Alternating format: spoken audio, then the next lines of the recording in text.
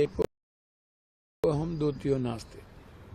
नीतीश कुमार कल भी सेकुलर थे, आज भी हैं, कल भी रहेंगे, लेकिन नीतीश कुमार जी का जो स्वास्थ्य है, जो मानसिक स्थिति है, वो बहुत वर्तमान समय में बहुत अच्छा नहीं है। और नीतीश कुमार के दल में 90% आरक्षण विरोधी लोग हैं, ओबीसी विरोधी लोग हैं, नेता, आदमी नहीं। आदमी तो आरक्षण पक्ष के लोग हैं, लेकिन नेता जो हैं वो एसटी एससी विरोधी हैं, वो अम्बेडकरवादी विरोध के लोग हैं, गांधी विरोधियन लोग हैं। वो बीजेपी के साथ दूध मिश्री के तरह मिले हुए हैं। आप इसको समझिए और इसको समझना होगा आपको। चंद्रबाबू नायडू की स्थिति देखिए, तो जो स्थिति जदयू को लगातार तलाक के मुद्दे पर या अन्य मुद्दों पर भी देखिए एग्रेशन, जो उनके नेता सदन में बोलते हैं, लगता है बीजेपी से ज़्यादा एग्रेशन में वही हैं। बीजेपी कम है, उनके नेता लगते हैं कि न ज्ञान न कुछ, ठिका लिए हुए हैं सब चीज़ का, गरियाने का, कांग्रेस को, अन्य चीज़ों को। तो मैं समझता हूँ कि बहुत देर हो रही है, और यदि कोई नेता बच भी जाए जदयू में है, मुस्लिम या कोई ऐसे लोग, तो आप एक बात समझिए कि इस निर्णय से उन्होंने अपना अंतिम कील ठोक लिया। बीजेपी ने अपना एजेंडा तय कर लिया। आप इसको समझिए, बीजेपी को खत्म करना था चंद्रबाबू नायडू को, तो उनको भी उन्होंने खत्म कर दिया कि अब तुम जाओगे कहाँ। नीतीश कुमार जी को फिनिश करना है। देखिए, जिस दिन वोटिंग होगा बिहार में 5 बजे के बाद नीतीश कुमार जी की जरूरत बीजेपी को नहीं है।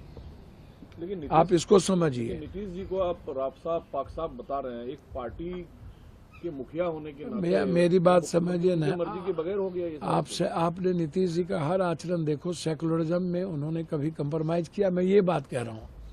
मैं फिर कह रहा हूँ कि आज नीतीश जी व्यक्तिगत तौर पर एज ए मैन आज भी वो सेकुलर है, मैं उस पर सवाल खड़ा नहीं कर सकता। लेकिन जो स्थिति है, अब नीतीश कुमार जी के हाथ में जदयू नहीं है।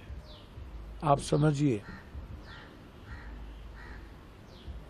जदयू कहीं और शिफ्ट कर चुका है, जो बीजेपी की पूरी आइडियोलॉजी उनके साथ है। ये जो 2 नेता इस्तीफा दिया है भैया, ये तो लेट आए, ये तो लेट आए, बहुत देर हो गया, दुरुस्त आए। लेकिन मैं कह रहा हूँ कि एक भी ऐसे लोग जो ईबीसी के हैं, जो ओबीसी के हैं, जो माइनॉरिटीज़ के हैं, जो बुद्धवादी और अंबेडकरवादी सोच के हैं, उनको जदयू में अब रहने का कोई जगह नहीं है, क्योंकि वहाँ कंप्लीट रूप से आरक्षण विरोधी लोग, वहाँ पर कंप्लीट रूप से जाति जनगणना विरोधी लोगों का कब्जा हो चुका है। नीतीश कुमार जी अब जो ईबीसी के बड़े नेता हमारे हैं, अब वहाँ ईबीसी की बात होती ही नहीं है।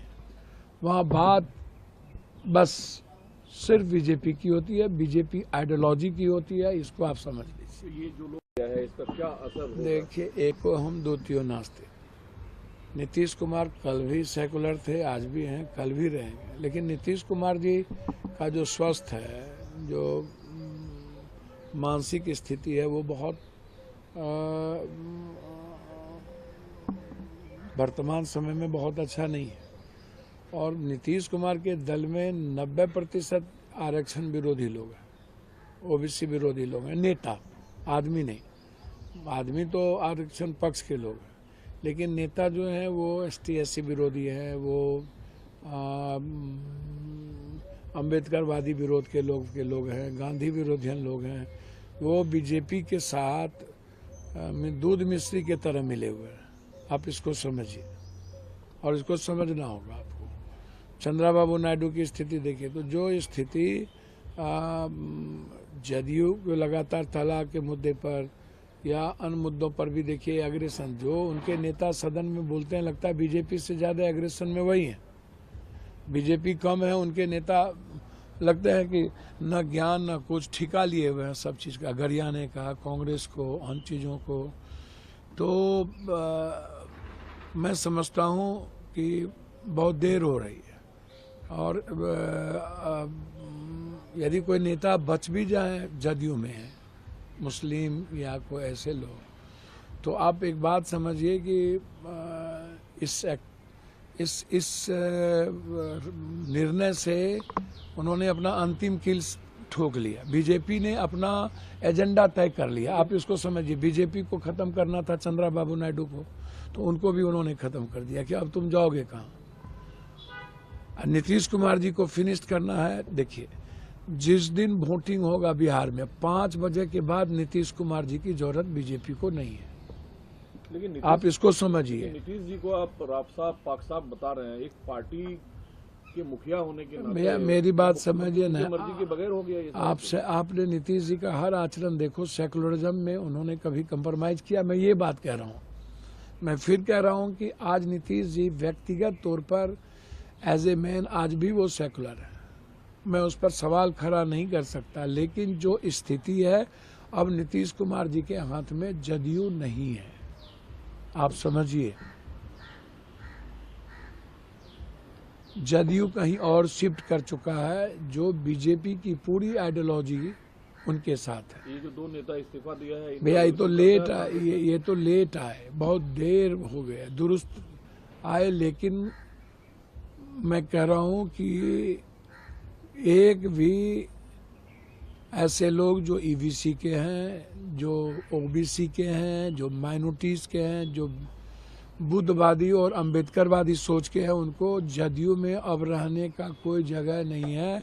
क्योंकि वहाँ कंप्लीट रूप से आरक्षण विरोधी लोग, वहाँ पर कंप्लीट रूप से जाति जनगणना विरोधी लोगों का कब्जा हो चुका है। नीतीश कुमार जी अब जो ईबीसी के बड़े नेता हमारे हैं, अब वहाँ ईबीसी की बात होती ही नहीं है।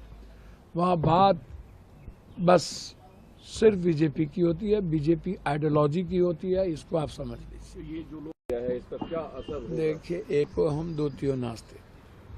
नीतीश कुमार कल भी सेकुलर थे, आज भी हैं, कल भी रहेंगे। लेकिन नीतीश कुमार जी का जो स्वस्थ है, जो मानसिक स्थिति है, वो बहुत वर्तमान समय में बहुत अच्छा नहीं है। और नीतीश कुमार के दल में 90% आरक्षण विरोधी लोग हैं, ओबीसी विरोधी लोग हैं, नेता, आदमी नहीं।